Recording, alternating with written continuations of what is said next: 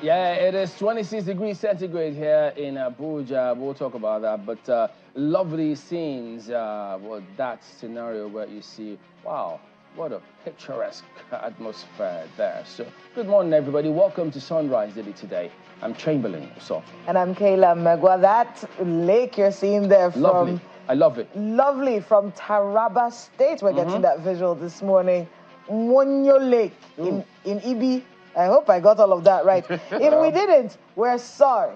It was you. It was you. It was me. But lovely lake.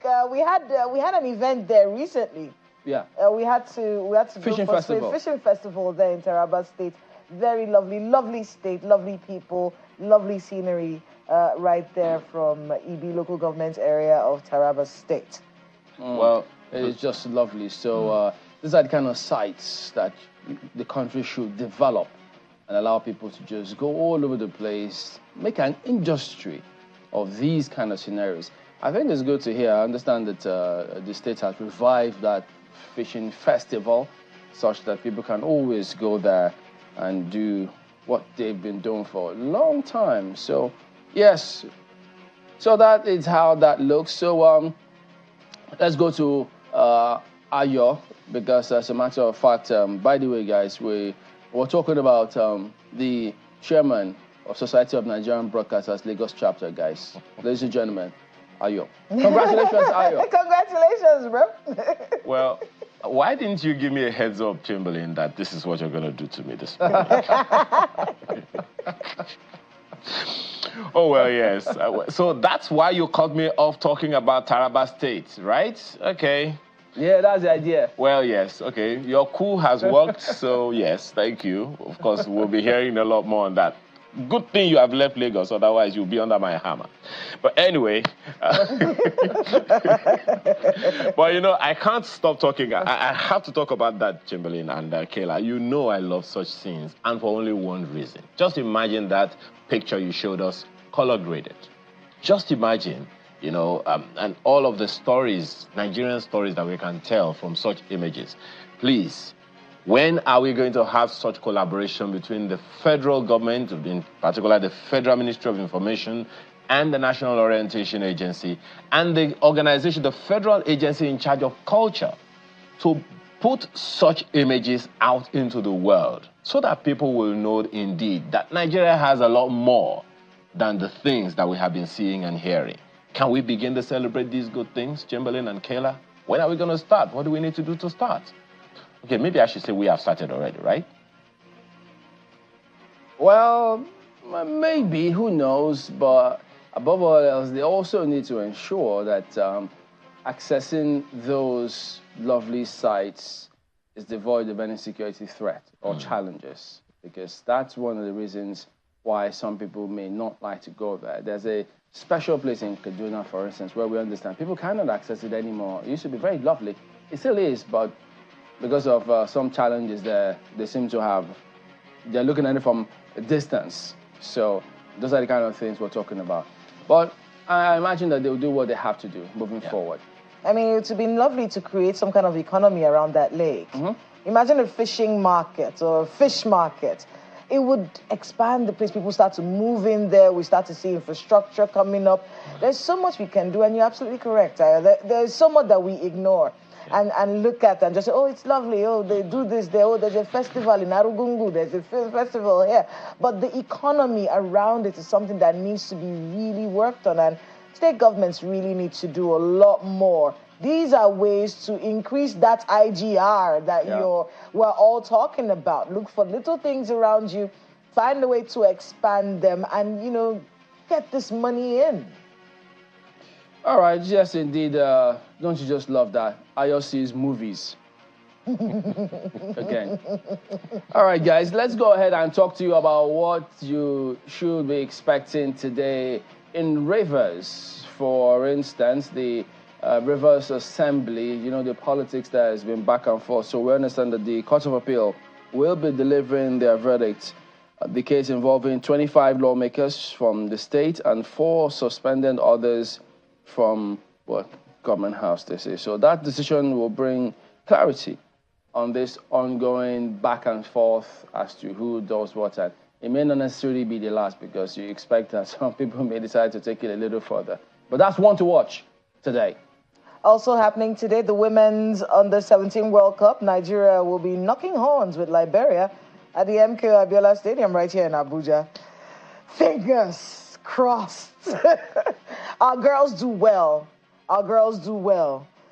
That's all I'm going to say. Our girls do well. When the knock-ons. Yeah, our girls do very well. I want them to win this one. So, yes, Nigeria will be playing Liberia at the MK Abiola Stadium here in Abuja today. If you're going to the stadium, be careful. Try not to carry a lot of fancy things around you. That place can be a little dangerous. Although it is wonderful that they've put up all the lights in that neighborhood. But be careful, be safe, try not to get into any trouble, all right? So we'll be looking at that particular one today in Abuja. Well, Chamberlain, I wonder why you kept Kayla from going for that football match. She's supposed to be the captain of that team, isn't she? Anyway, that's for another time. Here is the business news today. We'll be talking about that on your screen. The AFDB's chief economist is suggesting way forward for Nigeria's economy. All of that comes to you during Business Morning on Sunrise Daily at 10 a.m. today. Meantime, Chamberlain, take us through the papers, please.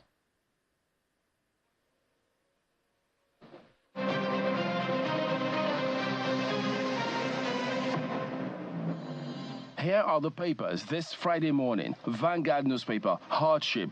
Labour kicks as 20 states deny workers wage award. The writer says it's height of insensitivity. 15 states comply with Tinubu's plea. 6 pay briefly stop. Workers get wage rise. Palliatives in Lagos, Edo, Enugu, Osun, others. Rivers, Akwa Ibom wait for FG's official announcement. Delta set up committee.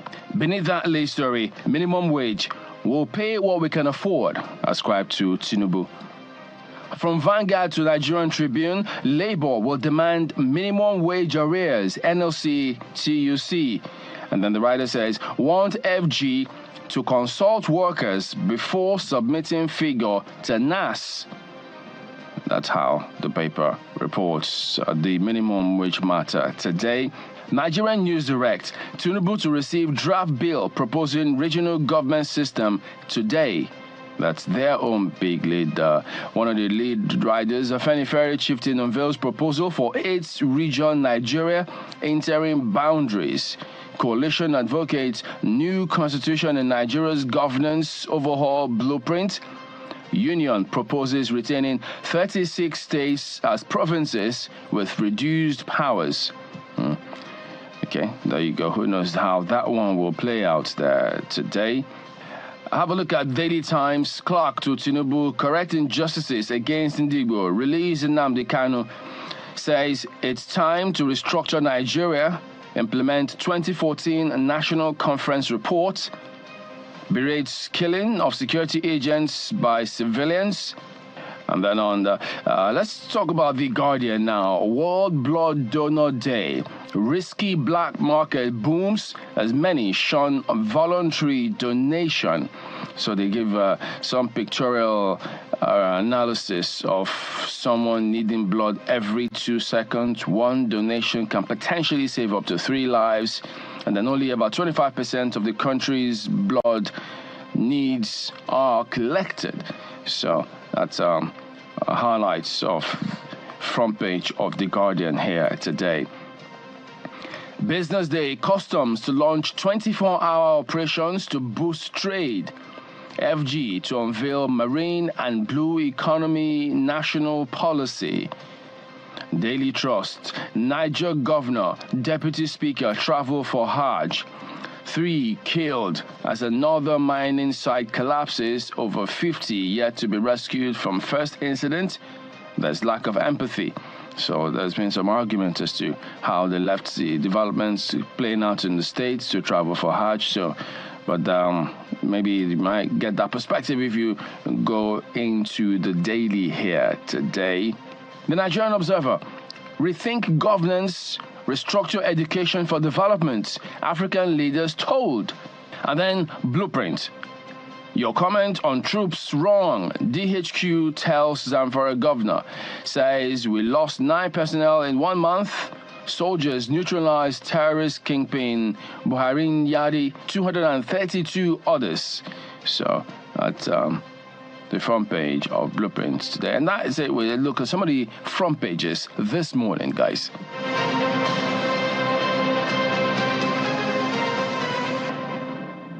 I have one.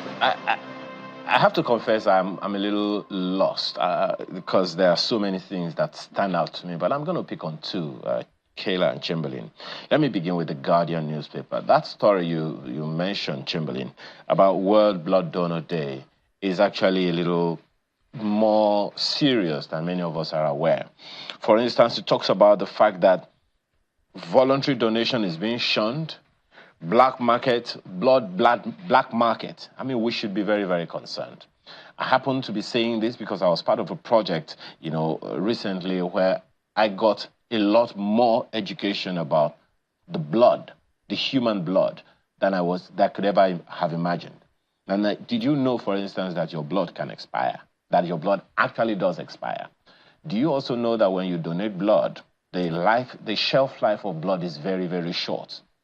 I mean, you just have to Google that to find out. You also know that when you donate blood, it's not just the whole blood that is used. It can actually be broken into 3 or 5 different places for different uses. And so when they talk about the reduction in the number of voluntary blood donors, it speaks a lot. Because those who donate blood for commercial purposes, they do it just for that purpose. But there are a number of benefits for people who donate blood voluntarily. Part of that voluntary blood donation is for the benefit of the person. For instance, I have been told by practitioners that when you donate blood, for instance, there is a high chance that you could reduce high blood pressure. Please find out from your medical practitioner and the people that you know. So let's get more education about that one. And by the way, it's 20 years since the World Blood Donor Day has been held. That's something that we should all take to the bank. But what stands out to me this morning is on the front page of the Daily Independent newspaper, which talks about 30 people dying from 1,141 cases of cholera as the disease has spread to 96 local government authorities in 30 states. Very, very troubling. I grew up in Lagos, particularly Lagos Island. No matter what you say about Lagos Island today, I have a history of knowing that there were local government environmental officers that went into people's houses, checked the water they drank from the pot they drank from. There were no fridges as when I was growing up in the 70s. So they had those.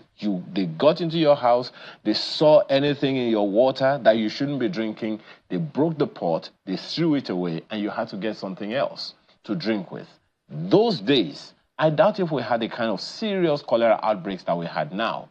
Speaking to the issues around local government autonomy and the capacity of the local government administrations to do the needful, protect lives, protect health, primary health care, as well as prevent insecurity in their different locations. Well, there is so much to say there, but perhaps we should even start by talking about the fact that this 30 people dying perhaps could have been avoided if the local government authorities had enough autonomy, financially and administratively, to do the work that they are constitutionally authorized to do. That's my take this morning, guys. In fact, it was such an important thing when we were growing up. What they would do is these environmental officers, anyway, I'll get to that in a bit, but what these environmental officers used to do was that they would come to a neighborhood. Yeah. They would go to a public toilet and then they would pour some kerosene into the toilet. And then they would leave it for a while. Any house where if you turn on the tap, the water starts to smell like kerosene, then they would know that there's a leak in the toilets. The toilets are leaking into the water that is being used, which is why people are falling sick. It used to be a thing back then. But for some reason, we just let it go. I spoke with an environmental officer many years ago. And he said, yes, we still exist. But something happened in our Ministry of Health. We moved away from preventive to curative. So what happens is we wait for a cholera outbreak to come out. then we swing into action and start to treat the people who are sick. Meanwhile, there was a preventive bit that should have been done by environmental officers, and that has been ignored. And I think, in fact, at that point, he was even saying that it's because we started turning every minister of health is a medical doctor. There's more than curing diseases. You have to be able to prevent them from even happening it doesn't in the matter first place. If that shouldn't be a reason for them to deviate from preventive. From preventive and moving into that. So it's a pretty disappointing situation. Yeah. And we hope that they change that. We hope that they get back to that way where we prevent things from happening as opposed to having to cure them when they do. But I wanted to be able to look at the Leadership Friday. Leadership Friday actually has a very interesting headline here. Amid failed regulation, British curriculum dominates private schools. Proprietors ignoring federal government guidelines, creating their own curriculum. Teachers, experts demand stricter monitoring, and Education Ministry keeps mum. What are the rules when it comes to curriculums for schools? Are we just doing anything that we want to do? Oh, at my school, the curriculum is a British curriculum. Is that allowed? Are we allowed to do that? And when we see these things happening, what's happening to our curriculum? Nigeria's curriculum, the one that we should make better, the one that we should work on, make it more robust so that it meets international standards. What's happening to that? This story, more on it from page 7 of Leadership Friday. And then this one from the New Telegraph. We can't win insecurity war without people's support.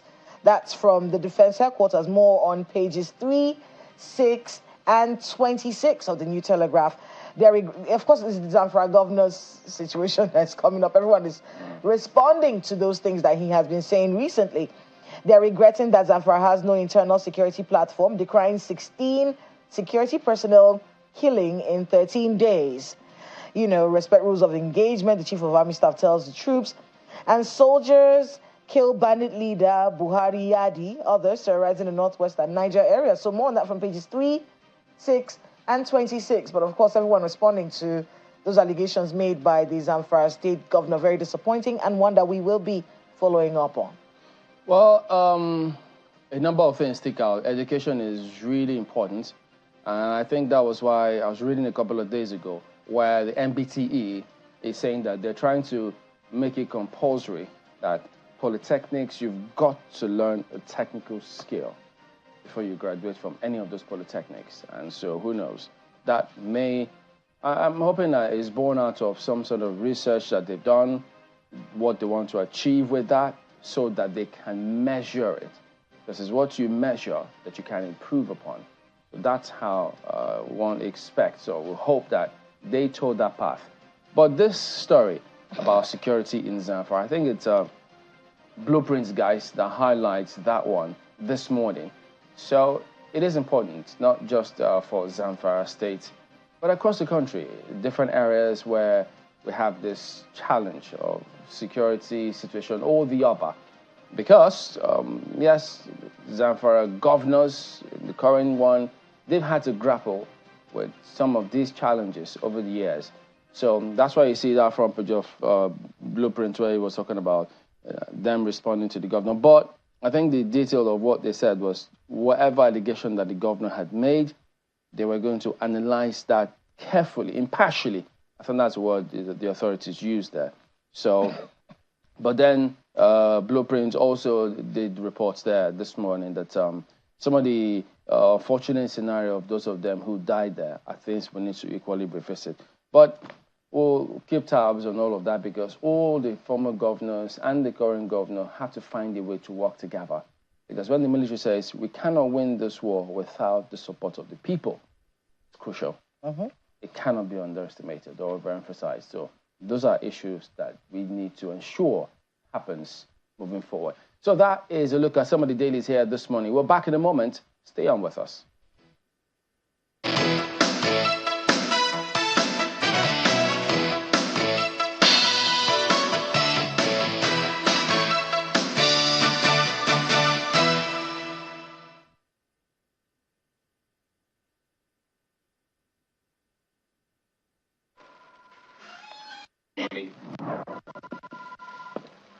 There's a lot of fear in the journey towards building wealth, especially in an ever-changing economy like ours. And you know why that is?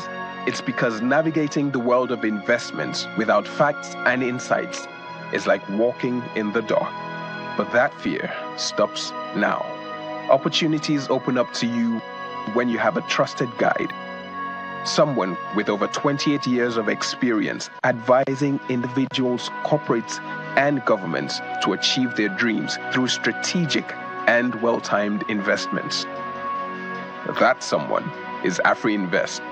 The journey of 1,000 miles is easier when you have a trusted guide and partner who knows the way. So, take the first step.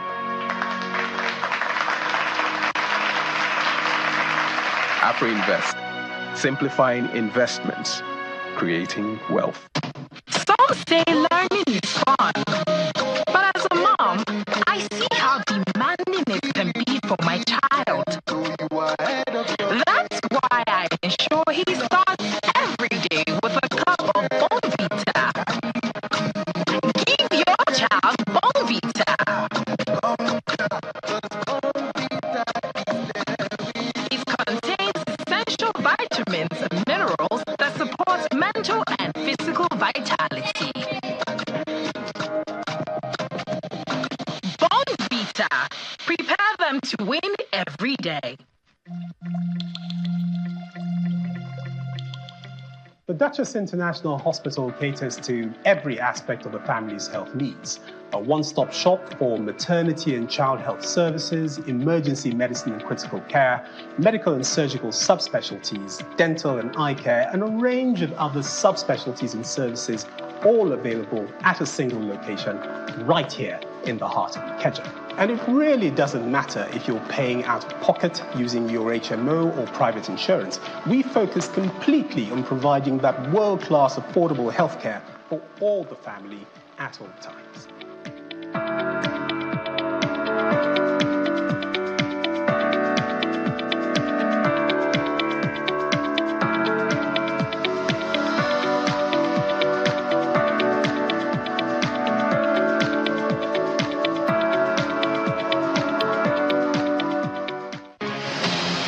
The rains are here again.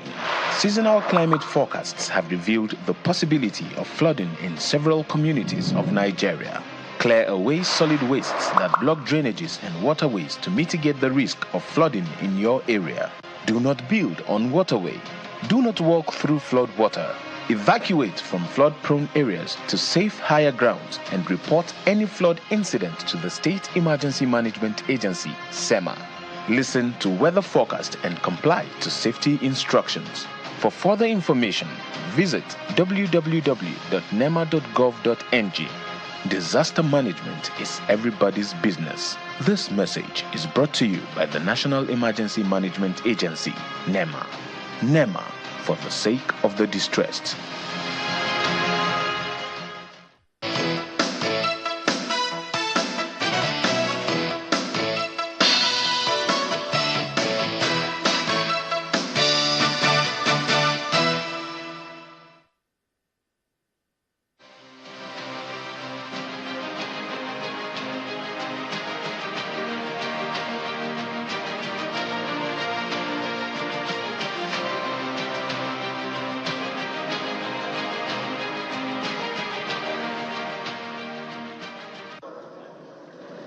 Lawmakers converge for what is eventually the only plenary for the week.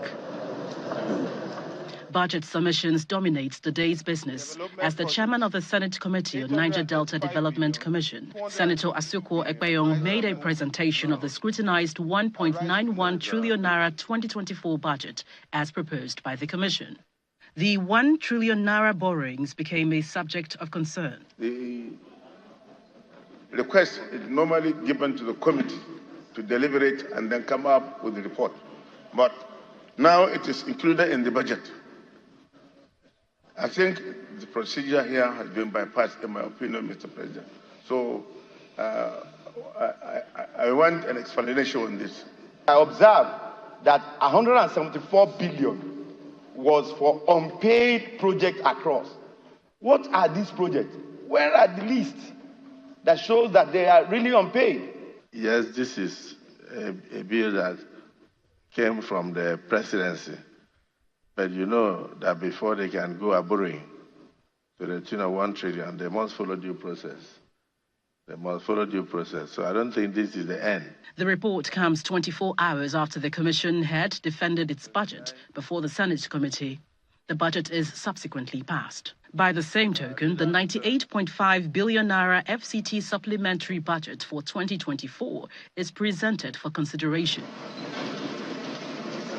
Just before the consideration of the report, the senator representing the Federal Capital Territory raises an order of privilege to protest her exclusion from activities of the committee. Though I am in the committee of the Federal Capital Territory, whenever matters, critical matters like budget or anything to do with the FCT is being discussed, I am never told. All I see is that it has been brought to the Senate.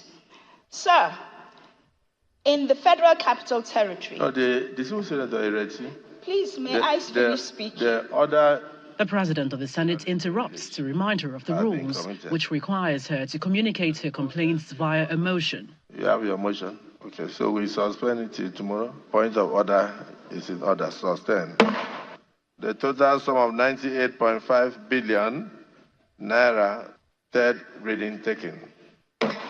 The Senate then dissolved into a closed-door meeting, after which plenary adjourns till July 2 for the Salah break.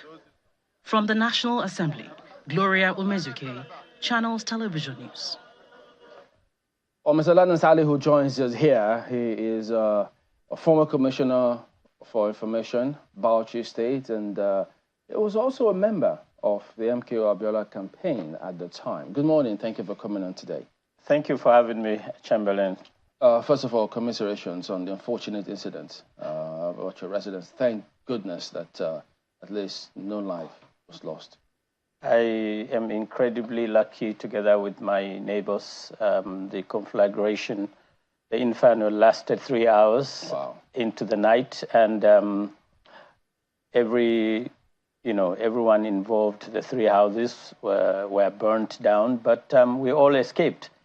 And it was, we celebrate God's existence in our lives. And this was caused by? By an electrical breach on the circuit leading to the air conditioning system in my neighbor's house, which, is a force majeure. It was not what he wanted, not anything anybody wanted, but, it's written in the books of destiny. So we take it as it is, and we appreciate God. We're safe. So there are certain things that people take for granted. For instance, people usually say, look, it's my neighbor, that's their business, whatever happens there. But now, you just have to be a little cautious. Absolutely. Community effort, interface, conversation. It's not the sociological, attitude of the freedom and anonymous nature of the city where everybody just lives by himself. No, people must learn to cohabit and coexist as neighbors, as brothers, neighbors as compatriots, and neighbors that, must look after each other. We see numbers all over the place, either police, security, whichever one. Did people know the number to call for fire service when this was happening? I must be very honest with you. We struggled. Eventually, I was able to get onto the fire service. I think I had it somewhere written, and they took a while to come, but they did a yeoman's job. They were the heroes of the night. 4 fire service vehicles came within 15, 20 minutes, and they lasted for 2.5 hours. In fact, almost 3 hours before they were able to overpower the inferno. It was something, that is not worth remembering, but we have to live with it. And that's why we say no knowledge is lost. Because, we had fire drills too, and what they said was, when you call them, the information you give to them is very, very crucial. It decides how they prepare, what they come to you with. Yes. If you describe the kinds of fire, where is it happening, it helps them a lot to respond better. In fact, in the frenzy of the moment, we had that experience, and then what was happening?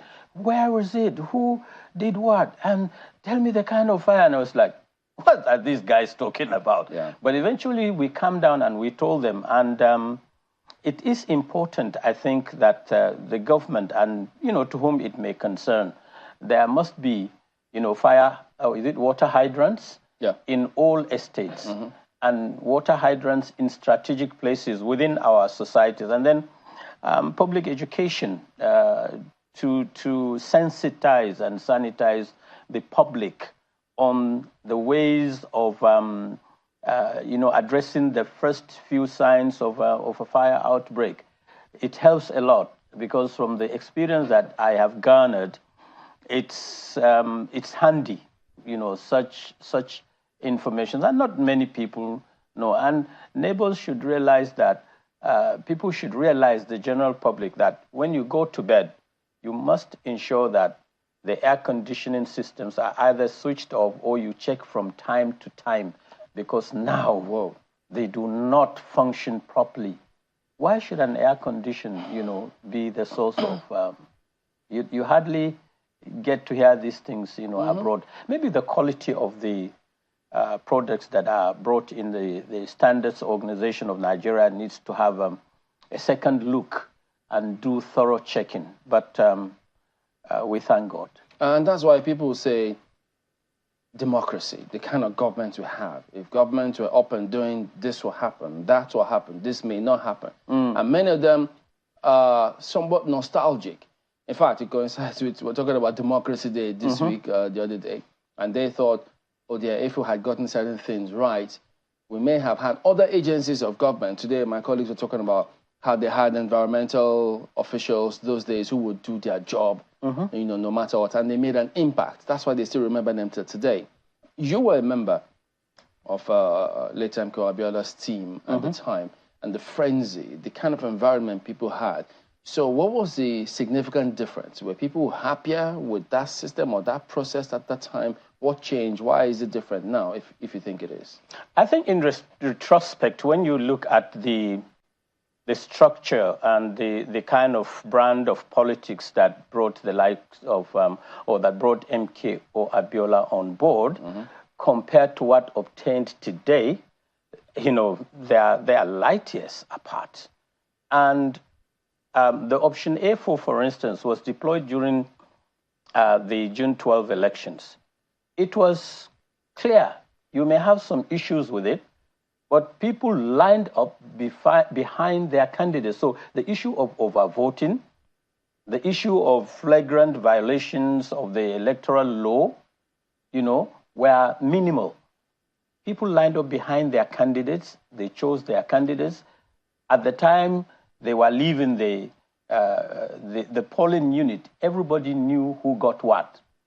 Remember, there were no, the social media was not agog at that time. But then information went round. It was 090, the analog phone then.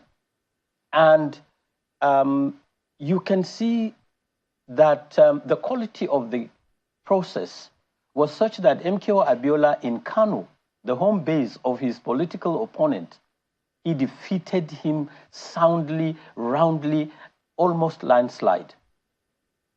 This was Kano in the year 1993. Today, in Kano, if you flip the coin to this moment, Kano is a conundrum politically. It is not what, the quality has deteriorated over the years. And I hope that somewhere along the line, the brand of politics, the structure of politics, our own political culture, the socialization that comes with it, will be rebranded, recalibrated to suit, our common needs. How do we do that? Especially when you think or remember that some of the persons who were with the late MKO at that time are in government. Some of them have been in government at different levels. And then you look at the quality of elections that they superintend in different states. You only wonder, where are all those so-called tenets that they imbibed at the time? The problem that I have seen over the years as a reporter, and having also jumped into the fray, is that people are chasing resources, not necessarily principles. People are... When I say people, political candidates politicians, or the electorate themselves, or across board? 70 to 80% of the people in politics have kind of done some philosophical, if you like, principle somersault. Instead of going there to protect the public, to work for the interest of the public, they see politics as an immediate pastime to become rich overnight. I mean, you can look at local government councils. They don't elect themselves. The people elect them. Yes, because... Time and again. Yes, the people that we're talking about, Chamberlain, they are not particularly educated. They may be, at a certain point, they are existentially poor and driven by the immediate needs of, taking care of the family, putting bread on the table. And so a week, 2 weeks to the elections, the politicians masquerade and come in the form of money bags. And the ordinary Nigerian who is languishing in abject poverty, stinging poverty, needs to survive by the day. And politicians have become so smart that they use that as a weapon pre-elections. And they come out. Do we say they become so smart, or people have become docile? People are equally docile. To me, yesterday I was talking with a friend of mine, and I told him, and he said, look, when you talk about Nigerian politics, even when you blame the politicians, you must come back again and blame the average Nigerian, because he takes a bloody nose today, tomorrow he repeats the same mistake. You go to Ghana, same Africa, same West Africa, during campaign and elections, and during the elections proper, they make sure that issues matter. In Nigeria, issues are swept under the carpet at the most critical points in our own political history, in our own political evolution. Interest will then take over. Attitudes will take over. Sentiments will come in. Regionalism, geopolitical, strategic management issues will come in. And the core issues that the public should be united on, the economy, devolution of powers, the attitude of, the electoral umpire, the security issues, are the issues that should be on the front burner. And they are the issues that should dictate whether a candidate is elected or not.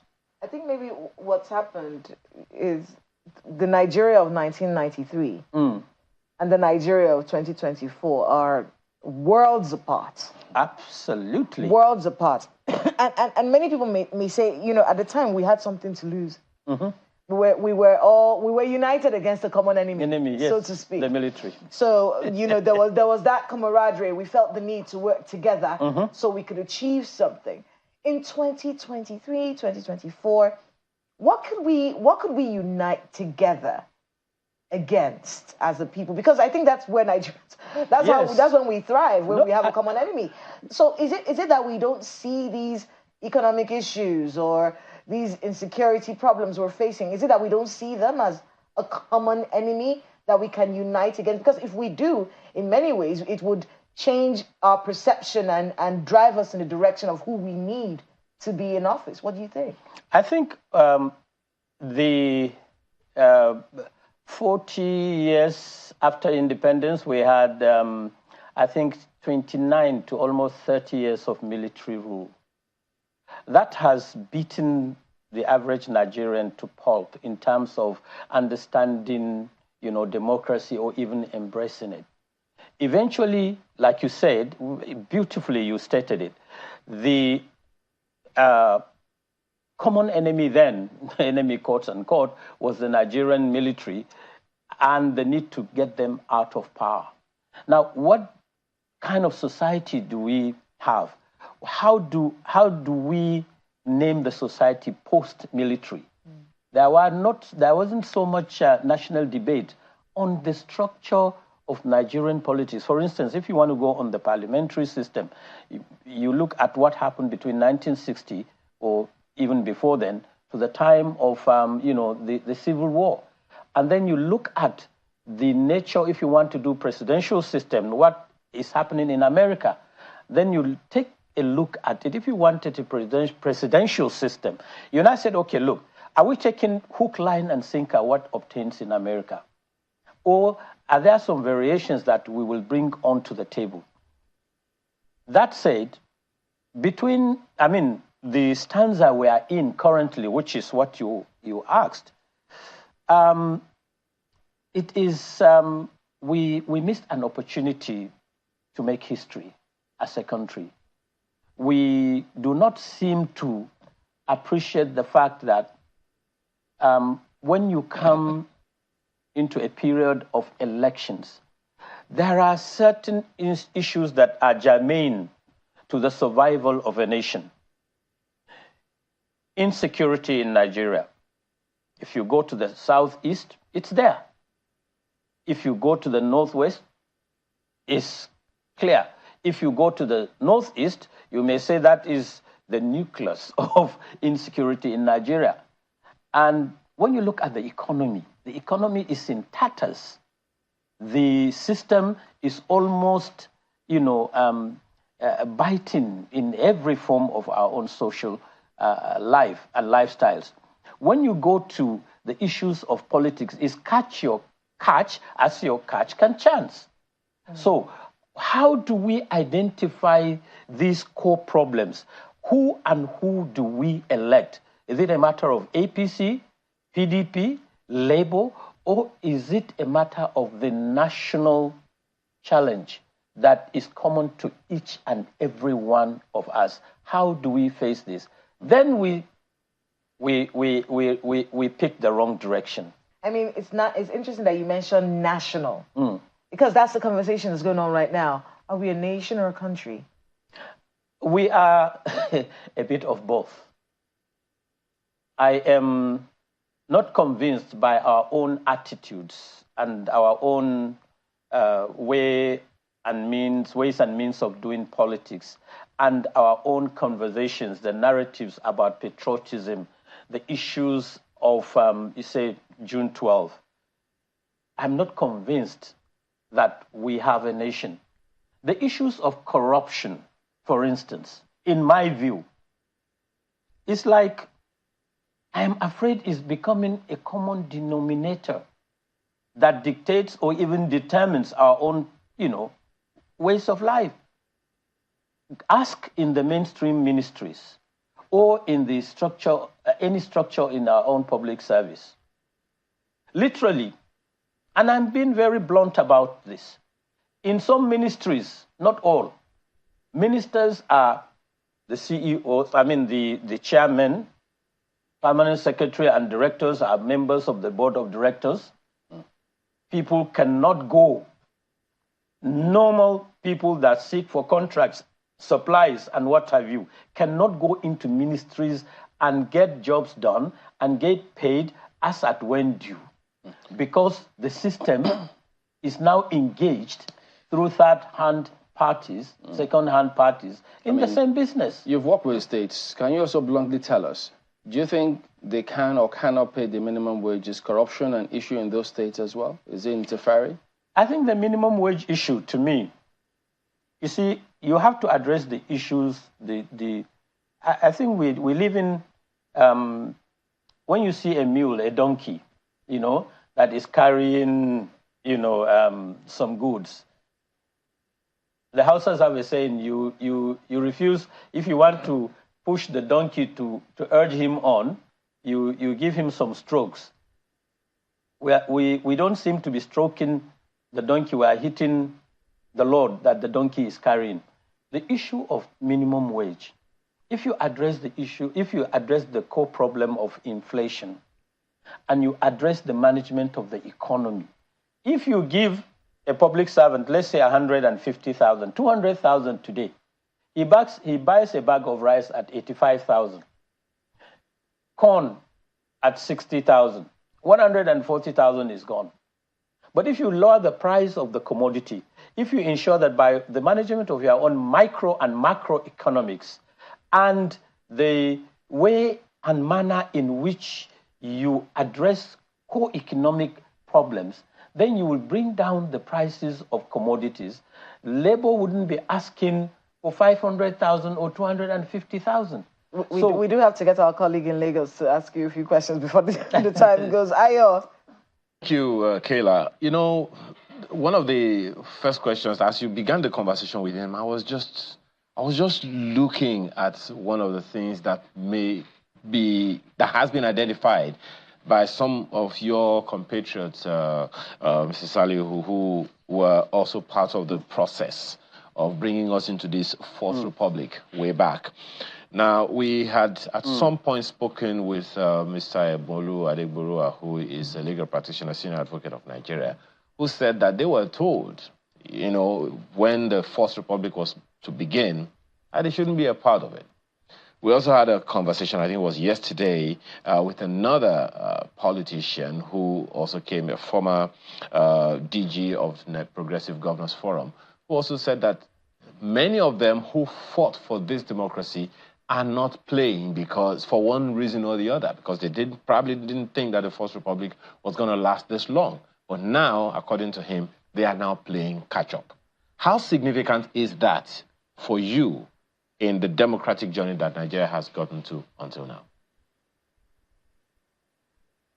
Well, when you look in retrospect, Ayo, at the struggle over the years for politicians to gain power, and first of all, we had a tug of war between the politicians and the military, and even when you know, during the SDP and the NRC, you had, you know, the military that was supervising the entire process. Remember the Cookie report? You had a 17-man political bureau committee that went around the country to gauge the tempo or the pulse of the nation politically and proffer solutions on the way forward. And then after that, you had the National Democratic Institute, headed by Professor, I think, Omori, and the National Electoral Commission, you know, headed by, who was it? Professor Humphrey Nwosu. Now, during that period, if you can remember, there were elected governors and members of the National Assembly that were exited by way of either annulment or by way of a national broadcast. They were made to step aside. At that critical moment, when Abacha now came on board, and after him, Abdulsalami Abubakar, I think the Nigerian politician played penny-wise, pound-foolish then.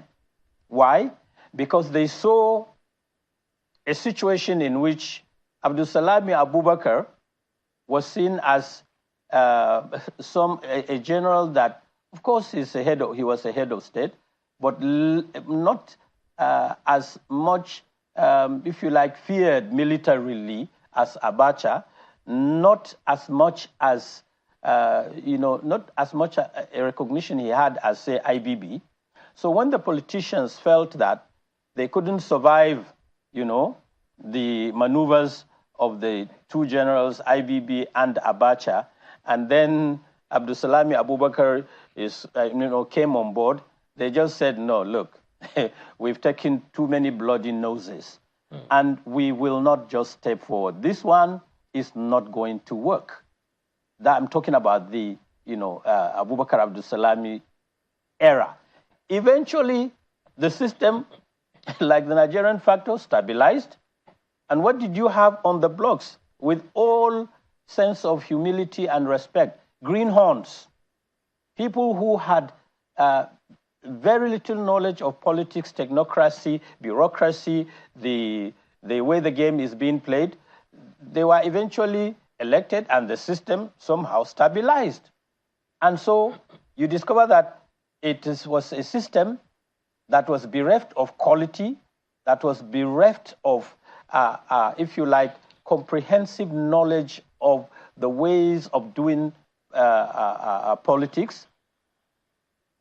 And the core politicians that had the knowledge, that had everything, literally, were meant to be doing the catch-up game. To this moment, I believe it is almost 60% the same people that got in during the Abdulsalami Abubakar era that are literally the driving, the foot soldiers of our political system. And that is why you have it cascaded over the years and has a telling effect on our own politics, and did not, the system did not in any way sieve you know, not necessarily eliminate, but to identify and make sure that at certain strategic points, quality people were now recruited in terms of political recruitment to replace these greenhorns. And I think we have a long way to go, because these guys now have money. Well, and you know, that is why the race for politics or for party primaries or for general elections has been existentially monetized and calibrated on the amount of money you can take on the week of elections. Well, Mr. Salihu, that also raises another issue. My apologies, my sincere apologies. Yes, now, yes, please.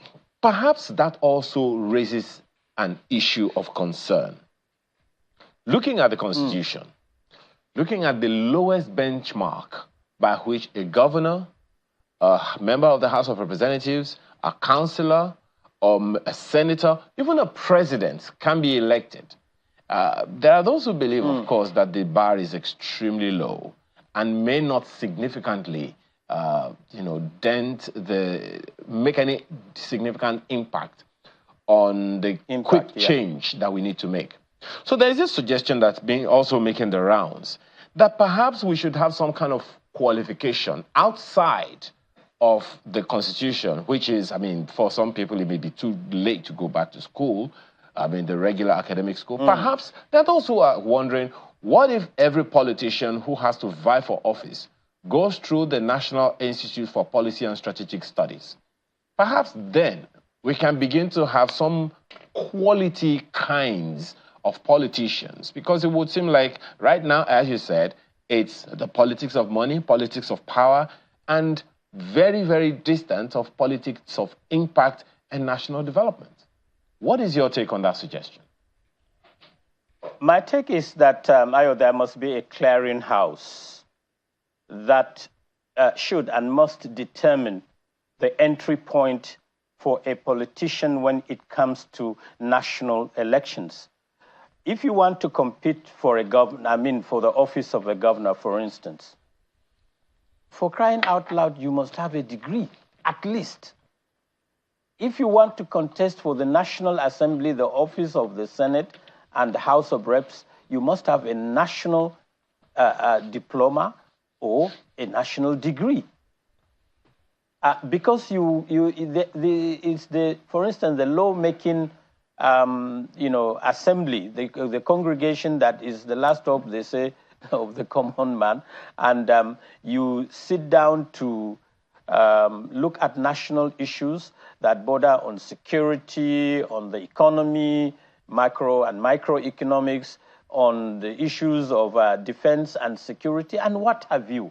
You cannot approach these issues with a laissez-faire attitude. You cannot approach these issues from the point of view of illiteracy or lack of knowledge. It's knowledge-based.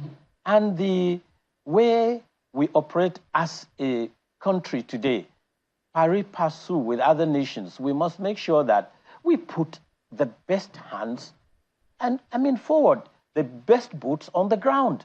If you don't have education, how do you address the issues? It's like you ask a vulcanizer and you give him the key to a payloader and ask him to go on the road to to drive that vehicle. So you don't agree? So we must have a clearinghouse are you saying that determines the entry point for Nigerians from the local government elections? So what kind of clearinghouse would you suggest? A clearinghouse in a manner. I hope my own points of analysis don't fail me at this point. But a clearing point where, at the level of the state, you have members of the academia, you have teachers, you have retired, seasoned, tested technocrats. You create a group of 15 per state. They put all these candidates to test for goodness sake. If you don't pass their aptitude test, you are out. Then at the level of the National Assembly or governorship, you bring people not from that state. No, you cross-pollinate, you cross-fertilize. You bring somebody, say, from Oyo, Edo, and Kwara, and 30% of people from Lagos to monitor and clear candidates in Lagos. You bring people from quality mines that I have mentioned, from Imo, Enugu, Benue, Abia, to monitor rivers. 30% of that should be rivers people. Have about 15 to 20 people. They should scrutinize. We're talking about national politics. We're talking about our own survival. We're talking about building our own political culture that will be seen to address the core issues of our own survival. We are talking about generations yet unborn, and we're talking about leaving a legacy for the country. If you must have quality on board, you must go back into and put our thinking hats and behave in a manner that our consciousness and conscience and patriotism should be the driving force. If you do that, then you say, okay, you want to contest for the presidency? Fine, you can contest. Your political party will bring 5 representatives. There will be 5 representatives from your state. There will be 2 from each state of the federation. You take them into a mini clearing, a clearing house for the national, for the presidency. You have 36 times 2, 72. You have 10 from your state. Those, when they sit down, they can screen a presidential candidate and tell the nation, like, look, all right, this is the way to go. But I'm saying this is just my own idea. Yeah, sure. So wind down. Let's close with this. Give us your recommendations, because having been up close with some of these states and then see this conversation going back and forth about minimum wage, who knows what happens next week? What do you think how should they approach it? Can states really pay, or should they stagger it, or what? When you take an axe and hit at the apparatus of the states, and let me see if I can break it down. The number of, the amount of money that we spend in governance have made governors literally, the be-all and end-all. They determine whatever it is that happens. And when you look at the convoy of a governor, there is no governor that has less than 20 what? Cars in his inventory. You're joking. 20. Yes, they may not drive with 20 at any given point. But you have the backups, you have the spares, you have the security, you have the backup, you have the protocol, you have the backup, you have the SSS, they won't sit with any other person else. And you have the retinue of, the staff, the chief of staff, the PPS, and what have you. So if you reduce the cost of governance, and then if you become realistic, I think realism should play between the government and the labor. That should be a give and take. All right, Mr. Ladan Salihu, former Commissioner for Information, Bauchi State, former DGFRC, and also a member of late MK Abiola's campaign team at the time. Thank you for your time today. Thank you for having me, Chamberlain. All right, Business Morning on Sunrise Daily comes up now.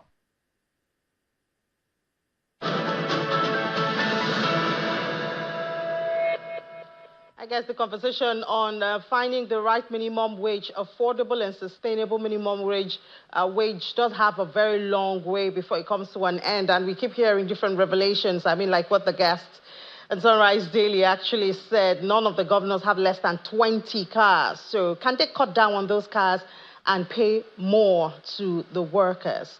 We'll see in the coming days. Good morning, everyone. Welcome to Business Morning on Sunrise Daily. I'm John Meko, and this is where we do a bit of business before we head back to the Sunrise Daily studios. We start from the global space, where oil prices eased on Friday as markets evaluate the impact of U.S. interest rates staying higher for longer than anticipated.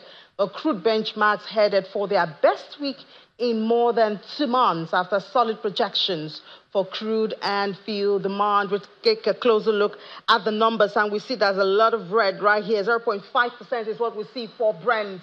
It's now at $82.33 after it lost 0.5%, while WTI has inched up from what we had at this time yesterday. About $77. This morning is $78.11 a barrel after it dropped 0.7%. However, Brent and the U.S. benchmark gained over 3% this week only, and that's the best week since April the 5th. But the Northern Hemisphere summer demand picture plays out, providing further support to the market. Russia has pledged to meet its output obligations under the OPEC Plus Pact after saying it exceeded its quota in May. However, the price rally this week cooled after that U.S. Federal Reserve held interest rates steady and pushed that proposed cut date from September to December. Come home to Nigeria, we look at the Naira, where it was a mixed feeling or mixed picture at the close of trade yesterday, because on NAFEM yesterday, the Naira lost slightly though. So you see it opened at 1,473 Naira, 66 kobo, but closed at 1,476 Naira, 24 kobo, and that's a drop of 0.17%. So it's slight. Perhaps we can overlook it for now. Hope it doesn't continue in that trend. For NAFEX, however, we know this is where you have more of the activities. For NAFEX, it's like a spillover, and it's opened at 1,479 Naira, 40 kobo, but closed at 1,471 Naira, 42 kobo. It's gained there 0.54%. Now, other issues as it affects Nigeria as we speak. In the Bahamas, meetings are going on, and the African Export-Import Bank, AFREXIM, they launched the African Trade Report 2024 and African Trade and Economic Outlook Report 2024 at that meeting, which started 2 days ago at the Bahamas. The report forecasts that African economies will grow on an average by 3.8% this year, 2024. That's slightly ahead of predicted global growth of 3.2% prior to increasing by 4% in 2024. And the person saying this is the group's chief economist, Dr. Yemi Kale. It says ongoing global challenges undermine the performance of Africa's trade, which contracted by 6.3% last year, 2023, after expanding by 15.9% in 2022, while intra-African trade expanded by 3.2% over the same period. Dr. Kale suggests that the way to boost growth on the continent lies in the large untapped potentials in intra-African trade. AFCFTA, of course, is one platform for that, which has huge potentials yet untapped. Well, still at that event, we had Nigeria's former Vice President, Professor Yemi Osinbajo, who participated in one of the sessions at the annual meetings, that's the AFREXIM Bank annual meetings in the Bahamas. He was asked in a session that he participated about the business operating environment in Nigeria. And in answering, he cited the success of the private sector in the crude refinery industry, which should in no distant time give the country energy security. for us in Nigeria, the question really has always been one of ensuring that we're able to translate what is really excellent potential to reality. And one of the easiest ways of doing that for us, of course, is encouraging the private sector to invest, creating an environment for the private sector to invest.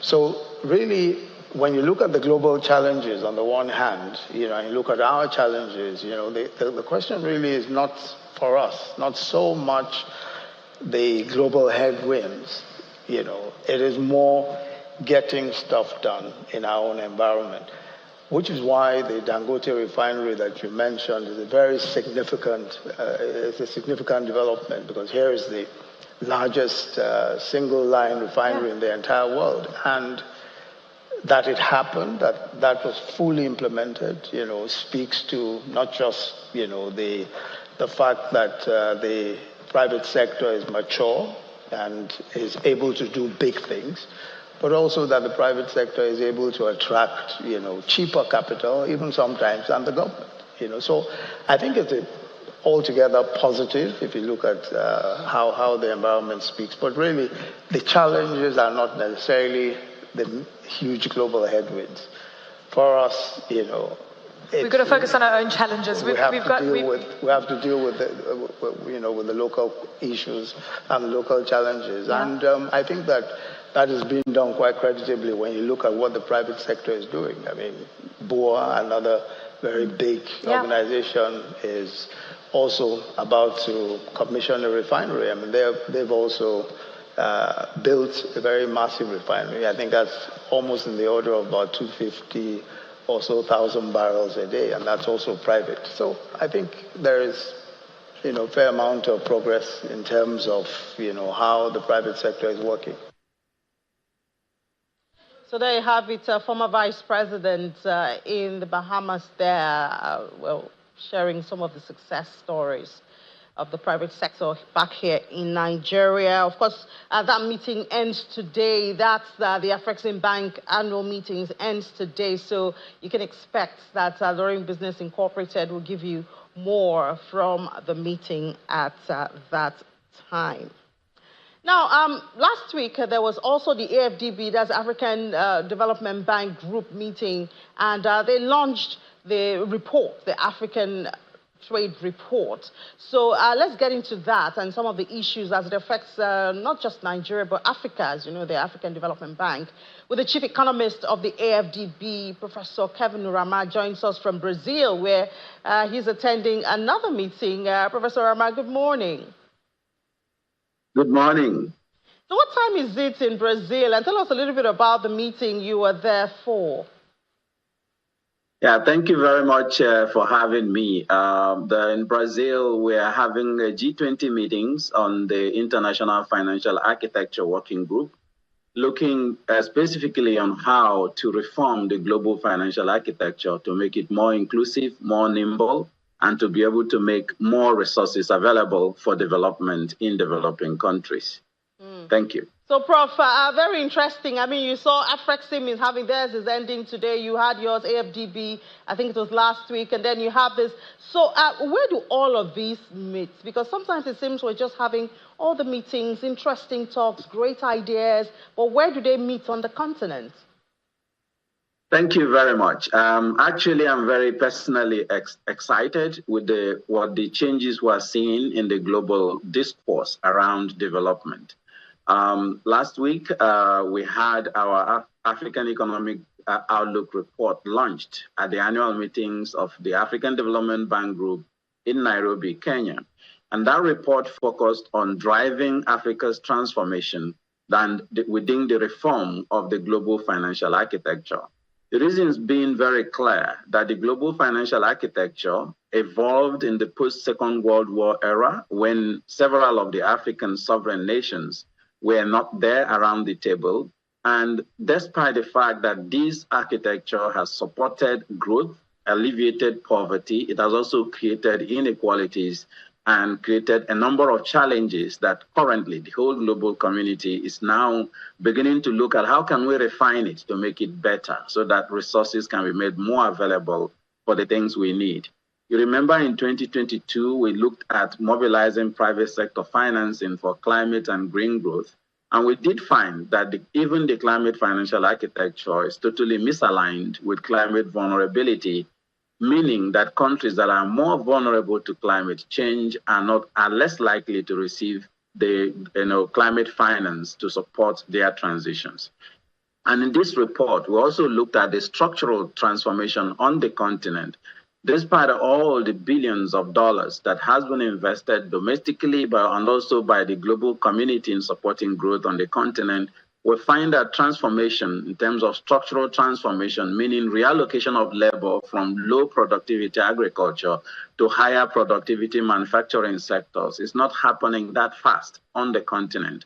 While that transformation is happening, we find that we are still moving labor from lower productivity agriculture to other lower productivity sectors. So the growth in the manufacturing sector, productivity growth is only about 0.6% on the continent. And that is why, despite the figures on real GDP growth we have been reporting, showing that the continent has been resilient, growing faster than every other region except Asia, maintaining its second position as the second fastest growing economy, and also over 10 of Africa's countries being among the 20 fastest growing economies in 2024, we are still seeing increasing poverty, increasing insecurity, increasing inequalities, heightening inflation, debt vulnerabilities, and several challenges, which tells us that growing the economy is not good enough because we can't eat GDP. We need to be able to distribute the benefits of growth to reach the population. And that is part of what we're also discussing within the global financial architecture,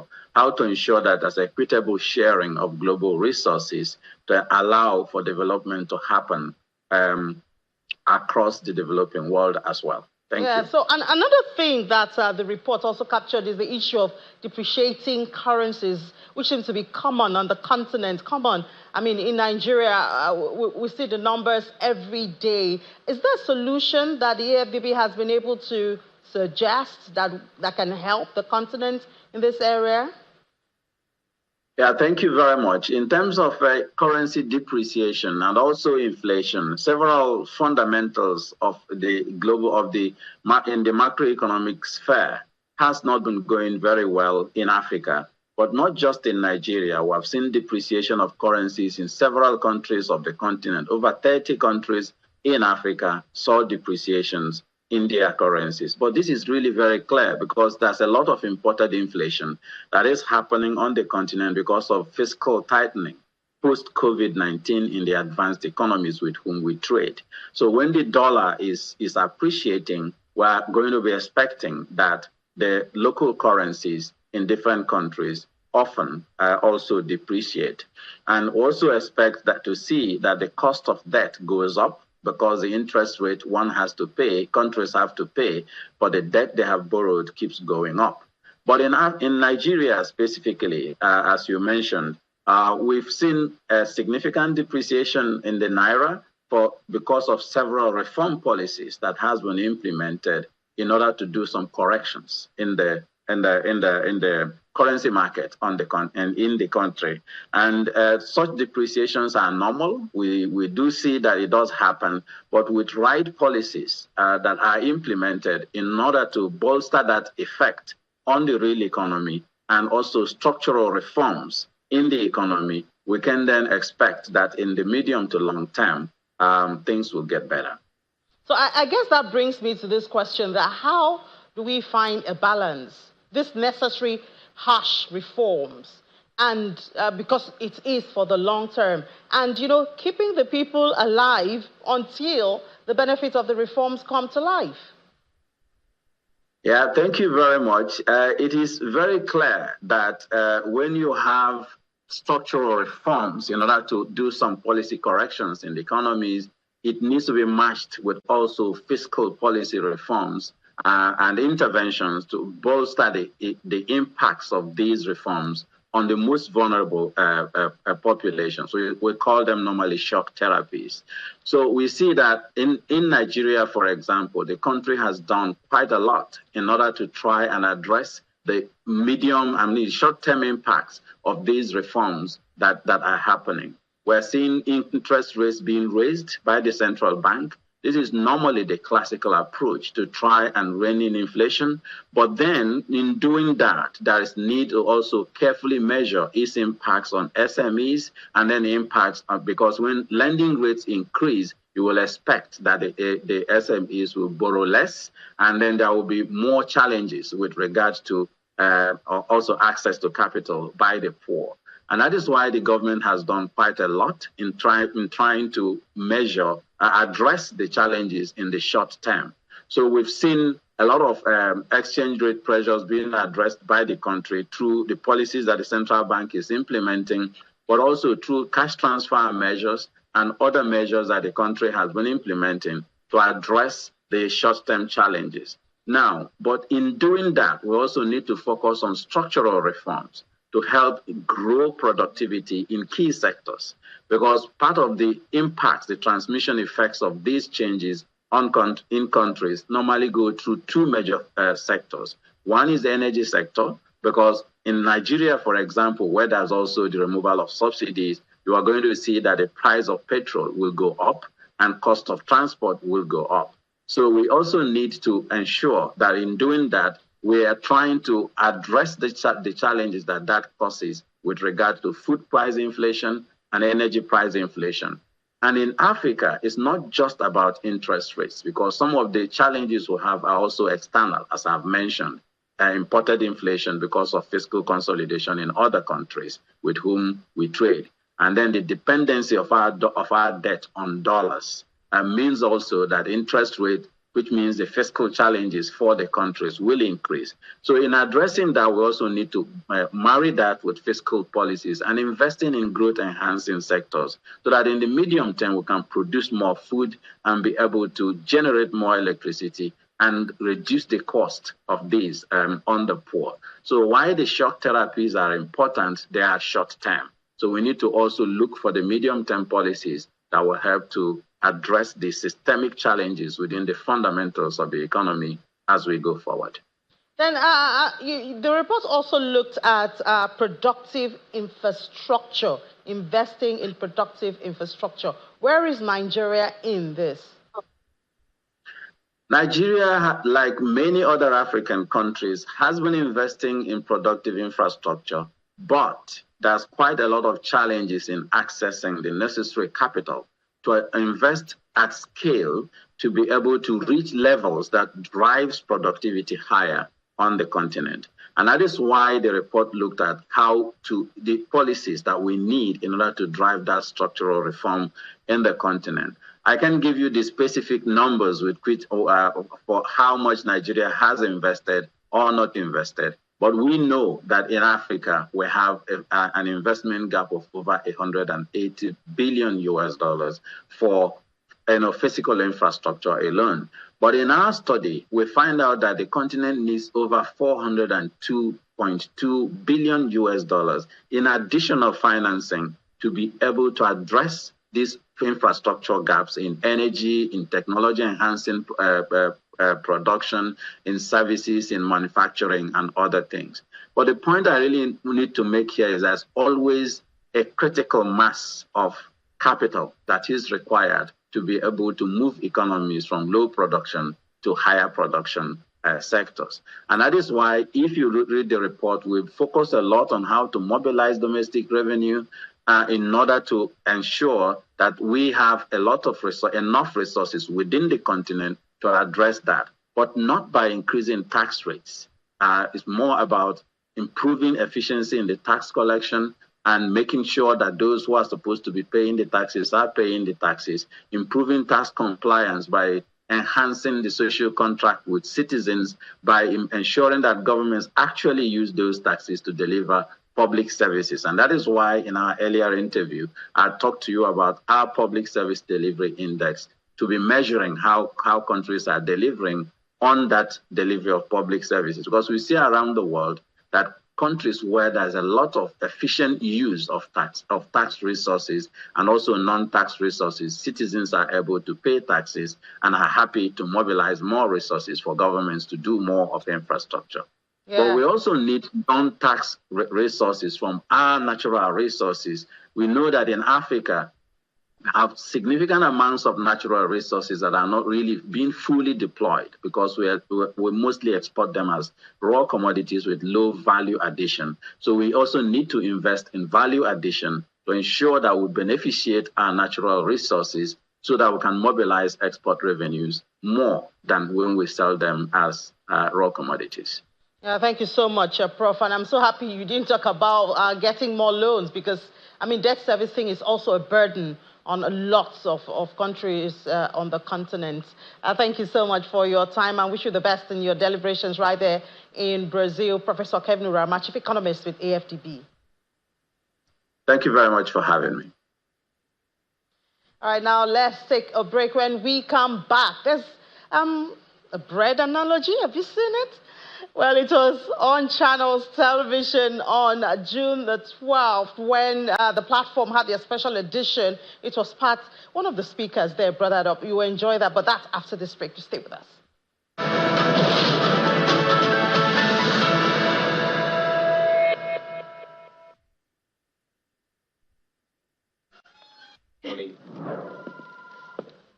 There's a lot of fear in the journey towards building wealth, especially in an ever-changing economy like ours. And you know why that is? It's because navigating the world of investments without facts and insights is like walking in the dark. But that fear stops now. Opportunities open up to you when you have a trusted guide. Someone with over 28 years of experience advising individuals, corporates, and governments to achieve their dreams through strategic and well-timed investments.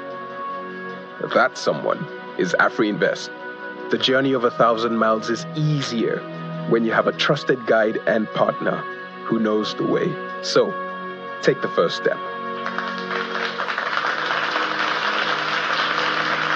AfriInvest, simplifying investments, creating wealth.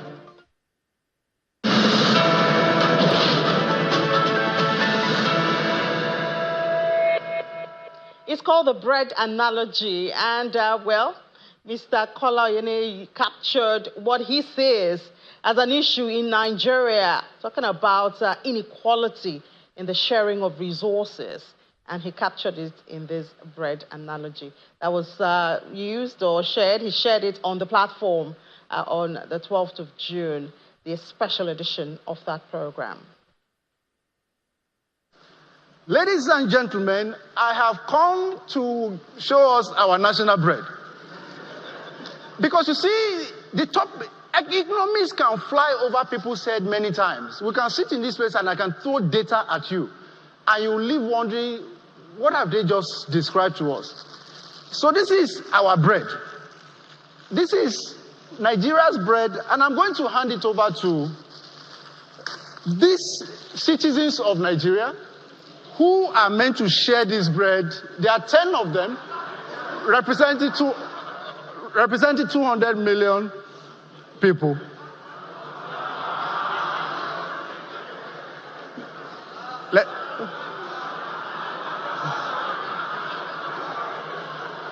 All right, share. Let's pass it on.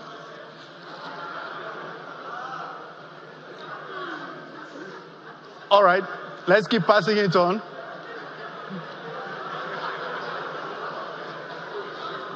Well, ladies and gentlemen, I think you get the point. Well, please come. Please come. Every single time I have done this social experiment, I have always wondered how this guy always, a different guy by the way, always ends up with this piece of bread, and how this guy got this piece of bread. This is what 95% of Nigerians, some of whom represented in this room, this is what you get. Do you agree with me? This is what the 1% of the 1%, this is what they get. What 7 of them didn't know was that prior to this, these 3 people came to come and meet me. They had a conversation with me as I came into power, and they seized my government, called state capture. And I told them that as we are creating value, the value will be passed to you. Take as much as you want out of it. The rest, these people can share. Can you see the result? See what 3 of them have, see what 7 people have. That's why the national bread can never be enough. That's food for thought for all of us. We keep talking about inequality in the sharing of resources, and perhaps the root of a lot of challenges, economic challenges, and distrust in the government's strategies. So you just take that home for the weekend and let's think about that. Just before we head back to the Sunrise Daily Studio, let's see what the market closed with yesterday. Yes, it was at the NGX, a green one. The all-share index went up, getting close to 100.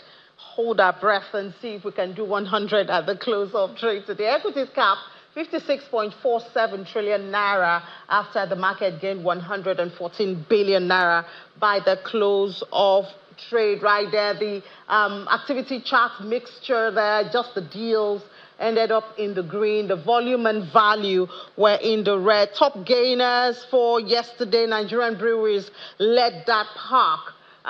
There you have it, gained 10% on its share price. Unity Bank, a lot of stories going on about that bank.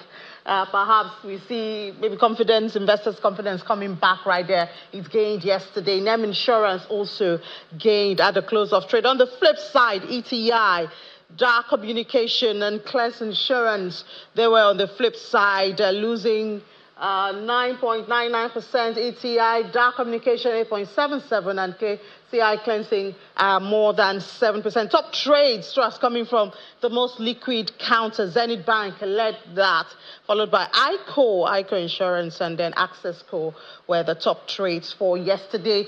Fresh intraday numbers will come to you at 1 p.m. during Business Incorporated. You don't want to miss it. Anita will be here, and I'll be here also. Take you around the world of business in 55 minutes. For now, let's head back to the Sunrise Daily Studios.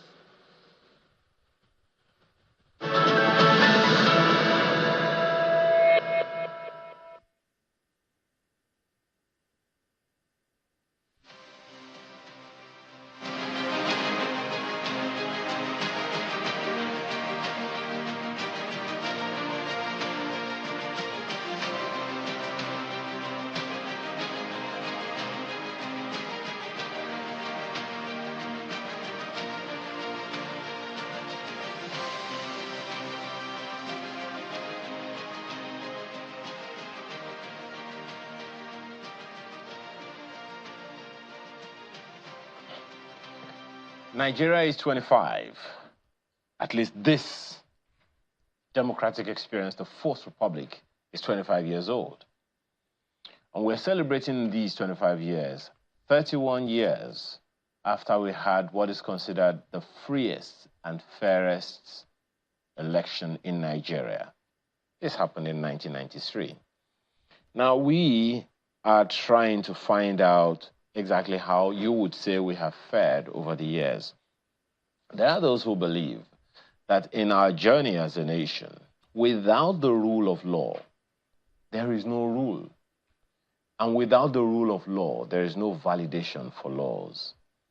Now, who are the people responsible for lining up with the rule of law? We, the people.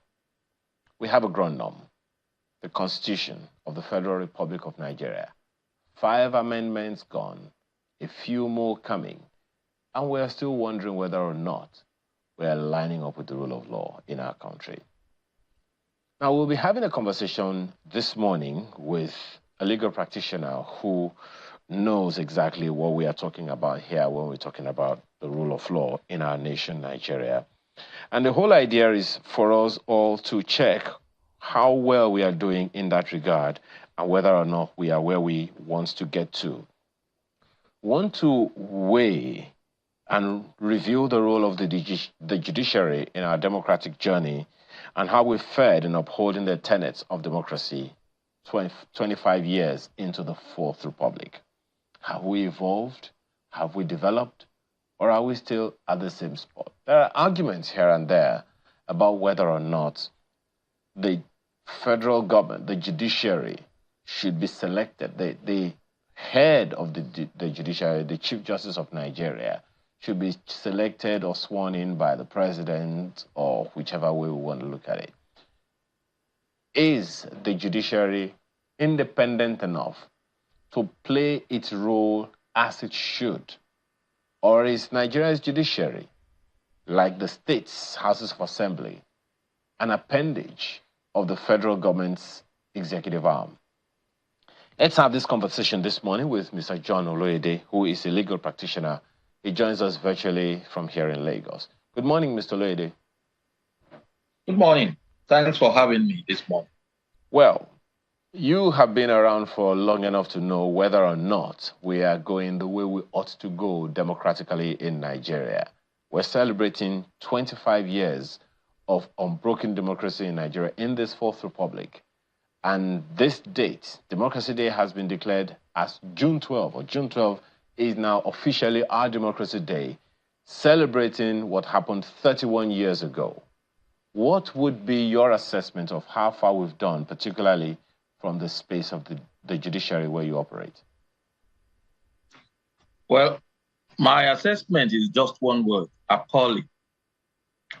From all indications, everything has been appalling. Like you said, one has been around enough for long enough to appreciate where Nigeria has been and where we are today. And as young as I am, I know enough to say that we have not really evolved in a very positive way. Whatever index or whatever indices you want to use as markers, Nigeria is at the moment in doldrums. Many a time when we engage with other people about the situation in the country, even this morning I engaged, they always say, oh, you should not speak negatively about your country because out of abundance of the heart, the mouth speaketh. And when you confess negatively, oh, you can only get negative returns. But this is not about confession. This is about reality, what we see on ground every day. Look, the judiciary, if you want to look at it from the angle of the judiciary, it's an industry I've been part of for over 30 years. And I have seen how it had been degraded over time. Even as a much younger member of the bar, there are things we met that we no longer see anymore. If you look at it from the political perspective, you will appreciate the fact that, moving away from option A4, Humphrey Nwosu, Professor Humphrey Nwosu, I was part of that. I was an adult. I voted. Till date, that was the best election we had in this country. It was very simple, very cheap. It was a Nigerian thing. And we all voted. We were happy. We thought, yes, this is Uhuru. But eventually, it was truncated by the military. Is it medical? Is it in terms of our institutions or schools? There are no public schools anymore. The public schools you have around, there is nobody in power in government today who will gladly put his or her child in any of the so-called public schools because they are nothing to write home about? Is it in terms of feeding the nation? I mean, look at today. Women are crying that a basket of tomato is sold for 150,000 naira. Enough money to buy land and build houses, maybe before I was born. Now you use that to just buy a basket full of tomatoes. Just name it. The only word that comes to heart at this time is appalling. That's my assessment. Let's speak to the judiciary now. I mean, you've spoken generally about Nigeria as a nation. Let's look at the judiciary. One of the things that comes to my mind whenever we talk about the judiciary the way we do is that we have legal practitioners such as yourself as chairman of local governments, as members of the houses of assembly. We have had governors who are legal practitioners. We had members of the House of Representatives, senators, who are legal practitioners. So, if the judiciary, as you see it, first of all, what's your perception, given that we have had all of these people in practice and in government, and yet we are where we are today? Well, thank you for that question. It is good to engage in self-probe. And I'm not one of those who will pretend as if all is well. Any legal practitioner who has been in practice for, say, like 20 years in this country should be able to stand up and say, all is not well. All is not well with Nigeria because there's a lot of problems with the judiciary, the judicial arm of government. There is a lot of problem in the industry of law. Now, you have a situation where, I mean, the mainstay of any judicial excursion is precedent, following the precedent. We call it stare decisis, standing by the decision. It is a subset of what we call rule of law, which you mentioned earlier. If there is no certainty in the administration of justice, then we have nothing in this country. At the moment, you have conflicting decisions, even at the lower rungs of the judiciary. I mean, courts, the same division of a particular court, either in a state or at federal level, giving two seriously conflicting decisions. And the political class, they are exploiting this situation to their advantage. Because most of the things we submit to the courts these days, they are not issues of common law, as I always say. They are issues of common sense. When a lawyer presents a matter before a court of law, it is good for the judge to be bold enough, to be knowledgeable enough, and to have enough integrity to look at a process and immediately tell the lawyer to his face that this is rubbish you have presented before me, and I'm not going to allow this to happen. There are situations where senior lawyers, I was discussing with a colleague recently, 2 or 3 days ago. The Supreme Court, the apex court of the land, chastised a very senior member of the bar. And because of the presentation, because of the badness of the presentation, the Supreme Court, in its own wisdom, awarded 20 million naira damages against this, to be personally paid by the legal practitioner. You can imagine the kind of infraction that senior member of the bar must have committed for the Supreme Court, the apex court, the biggest court in the whole of Nigeria, possibly the court handling the largest number of cases, because we always say we are the largest in everything. The court awarded 20 million naira damages against a senior member of the bar. He has refused to pay years after. He still appears before the same Supreme Court, urging cases, earning fees. If a member of the bar who is younger had done such a thing, he probably would have been run out of the profession. Now, you may say, oh, that's not what we are talking about. But you see, the Yorubas have a saying. If you don't mind me quickly butting in on that one, Mr. Oloyede, just 1 second. Is the NDA incapacitated or unable to take on that kind of issue you just raised now? Because, I mean, just as you said, if we are going to look at Nigeria, and we're talking about the rule of law being the most important element of our democracy, and a member, as you said, a senior member of the bar, consequently a significant member of the bar, disobeying the court, a judgment of the court or a decision of the court, the Supreme Court of the land, and he is still able to saunter, whoever he is, still able to saunter into that same court to argue cases, then what exactly do you think is going on there? That is the problem. You see, I was leading up to that point that, you see, when you talk of rule of law means everybody is equal before the law. Now, the next question is, if I had done that, would I not have been seriously sanctioned? I would have been seriously sanctioned. Now, why hasn't he been sanctioned? Because there are different standards for different people. There are different standards for politicians, and there are different standards for ordinary Nigerians. There are different standards for lawyers of a particular class and level, and lawyers of a particular class and level.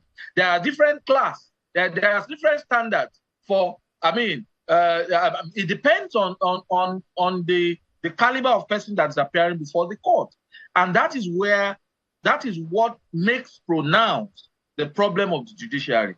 It tapers into the general society, because if the courts of the land can actually take on this bull that is called corruption, you see, where there's absence of rule of law, where there's no equality of the equality before the law courts, there can be nothing can stand.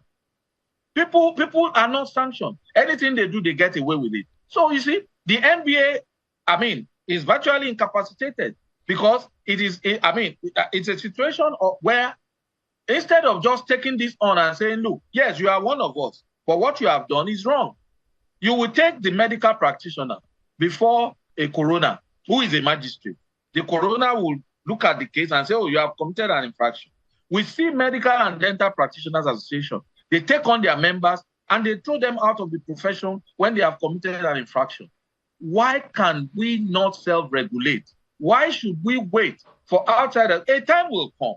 I said it before on this program, that a time will come, people will lose so much confidence in our effectiveness and efficiency as a profession. They will lose so much confidence in the effectiveness of the courts for the dispensation of justice. And then what happens? Chaos. I won't say we should pray, because we pray a lot in this country. Things that are just basic, practical. We'll say, oh, we pray. So that is the problem. The rule of law is not there anymore. And the court, it is only the court system that can help us separate the wheat from the chaff. When they come, the politicians fear the courts. But when you sit down with the average Nigerian politician and you fraternize with them, you discuss with them, you let them know that, oh, there's no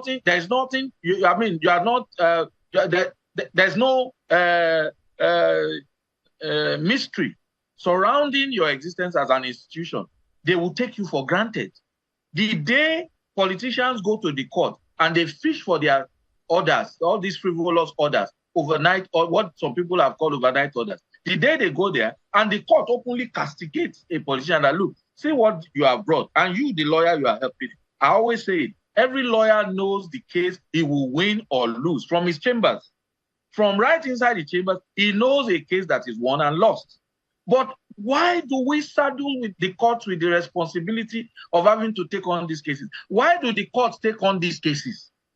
It is a major problem. The day the court system begins to work properly, I believe that every other facet of the Nigerian life will begin to regulate properly. Perhaps one of the challenges that you want to speak to, Mr. Oluide, is the fact that so you haven't really, I don't know if we can say that you have answered the question of whether or not the lawyers have the capacity to do the needful for themselves or among themselves. We have had governors who are legal practitioners. We have had legislators, national and state, who are legal practitioners, and they know all these things. We have politicians who are legal practitioners. So exactly what is the problem here? Self-interest, national interest, political interest, what exactly is the issue? I think you should take the self-interest and political interest. It cannot be national interest for you to selfishly protect your terrain. It is self-protection and it's political interest. Now, the average politician, I mean, it's an indication of bigotry. When you belong to a particular group, you tend to want to, dance to the tune of that group, the group that is either promoting you or that you are promoting. So once a lawyer decides to play politics, you see, it's so difficult. What I'm telling you now, if you call a partisan lawyer, a lawyer who belongs to a political party, or who is an active member of the political party, of course I vote, but I don't belong to any political party. It's so easy for me to just talk law, speak to the laws of the land. But when you call a lawyer who belongs to any political party, of course, his judgment and presentation will be clouded by his association. He has a freedom of association. But somebody coming to represent either PDP, who belongs to PDP or APC, even though he's a lawyer, he would advance the cause of his party, and damn the legal parameters. So, you see, it is about political leaning, political association. Yes, in fact, in the legislative houses, it's basically peopled more by lawyers. The lawyers who are supposed to go there and guide the other members who are non-lawyers, say, look, this is not right, this is not right. You have a situation where, at times, I see them saying they want to amend or they want to do an addendum or something like that to some of our laws because they want to circumvent the prescriptions of the Constitution of Nigeria about how to actually amend, because our Constitution as it stands is so difficult to amend. In fact, it's not amendable ordinarily because, why? Because, you have to look at the different sections of Nigerian society, different regions. And when one region says yes, two other regions will say no. And because of that, it's difficult to amend the Constitution. So what happened? The political class, they have found a way to amend parts of the Constitution insofar as it relates to their own selfish interests. For instance, it is easy for them to amend the Electoral Act or anything relating to election in the Constitution of Nigeria. It is so easy to amend to amend issues relating to sharing of the booty expenditure. It is so anything relating to that makes things so easy. In the houses of assembly, either at state or federal level, they do it so easily. They don't have to have recourse to the court system.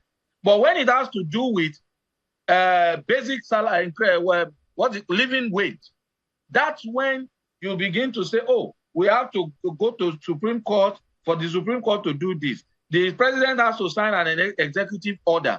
The legislative houses, even if we agree, the other house does not agree. You see, it is about selfishness. The lawyers know that things are not as difficult as they appear when it comes to impacting the lives of Nigerians in a positive manner. But they are just not willing to do that because that would affect their bottom line. That is the problem. So, yes, you have lawyers everywhere. And a lot of people blame us. They say, oh, if Nigeria is going to get better, then we need to have better lawyers. There are very good lawyers. In fact, majority of Nigerian lawyers are very, very, very good. But you see, when you are at the table, you don't talk. Lawyers who have found their ways into the political corridors, it's so difficult for them to espouse the law. They espouse mainly politics. It's interesting, Mr. Oluwede, that this issue is coming at this way. So there is this other vexed issue, perhaps now talking about solutions. Help us understand what this means. There are the body of senior advocates of Nigeria, who we understand as some class of legal practitioners who are supposed to demonstrate the highest levels and the highest standards. So on the one hand, how do you see them solving any of this problem? On the other hand, is the different levels of authority in the judiciary, the National Judicial Council, the Supreme Court of Nigeria, the Nigerian Bar Association, the body of benches, you name it. all these different levels of authority, who should be doing what to ensure that discipline returns, rule of law returns, and Nigeria is the better for it? I think, well, I'll speak, I mean, this is very personal. I don't want to speculate. I believe, you see, you asked the question, what are lawyers doing about this? You see, a very virile NBA, that is Nigerian Bar Association, our professional body, can tackle the menace that the lawyers and the court system are facing. If the NBA is viral, I mean, when I joined the profession, when I got called to the bar, we had NBA president, late Mr. Alao Akabashoro, Mrs. Priscilla Kuye. They were very, very strong and very active. When they got up and they talk about an issue, a very topical issue in national politics, the leaders or the rulers of our society, even military rulers, they will do what? They will shake. Because in those days, there was a clear demarcation between professionalism and politics. I was a young member of the bar. You will be proud to be a lawyer. Because even in those days, you have a situation where the hierarchy, the topmost hierarchy of the NBA, I'm not going to, in those days, you had fewer senior advocates of Nigeria. And they were like a select group, revered group. When you have an opportunity to even see them in court advocating, you feel privileged. Not many people, they were like big masquerades in your empire of those days. You don't just see them, you don't encounter them, right? So our interaction mainly was at the bar level. And at the bar level, no matter how young you are, if you had a complaint and you went to the leadership of the Nigerian Bar Association to say, oh, look, there's this particular judge. I mean, he or she is not doing it right.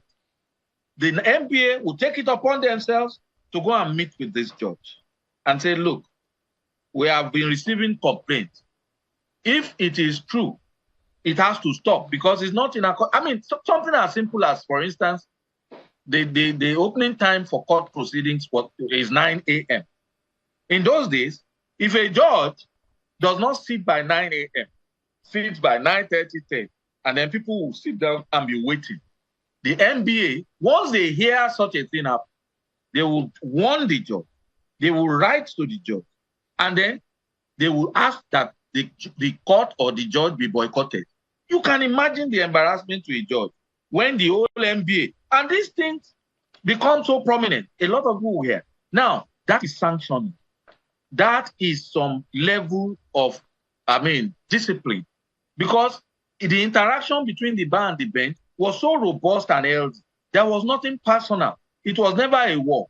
And then when they have to now face issues, all these, you have a Nigerian Labour Congress, TUC, we have so many labor unions, and, water is a case of water everywhere, but nothing to drink. Labor unions, they call for strike, that never happened. They suspend strike and those things.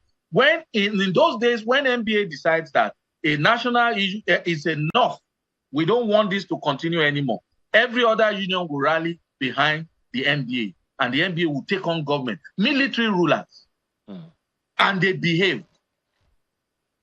So it's not rocket science.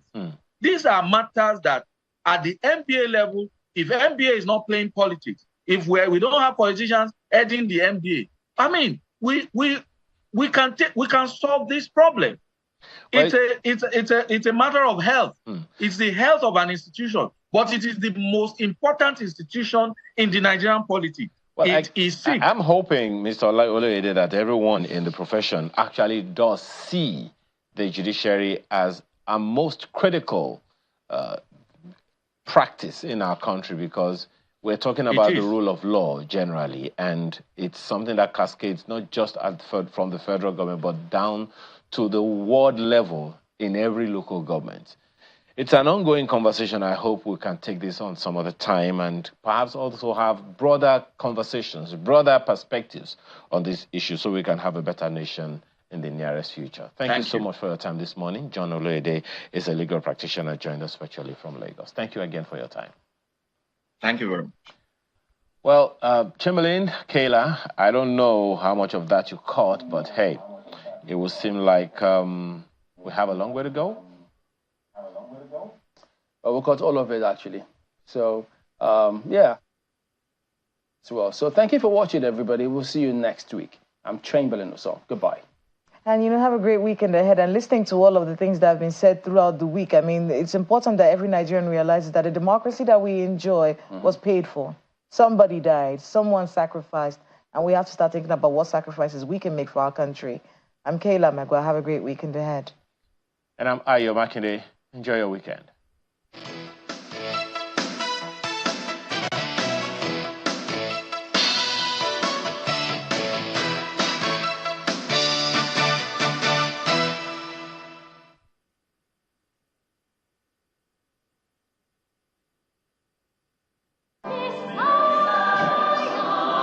You are cordially invited to the 3rd Annual Choir Festival with the theme, Messiah My Father. The Choir Festival will feature the winner of the 2023 edition, New Wine Ensemble, the host choir, Tabernacle Choir, other competing choirs, and several observant choirs. Star prize, 3 million naira. Second prize, 1.5 million naira. Third prize, 1 million naira. 10 observant choirs get 250,000 naira each, totaling 10 million naira, plus other consolation prizes and winners in other categories. Date is Sunday, 16th June 2024. Time, 12 noon prompt. Venue, Abraham Tabernacle, Oba Irinwale Road, GRA Shagamu, Ogun State. Chief host, His Excellency, Otumba Engineer Benga Daniel, FNSC, FAENG, the Ashiwaju of Remo Christians. The Choir Festival, improving the art of singing in our churches.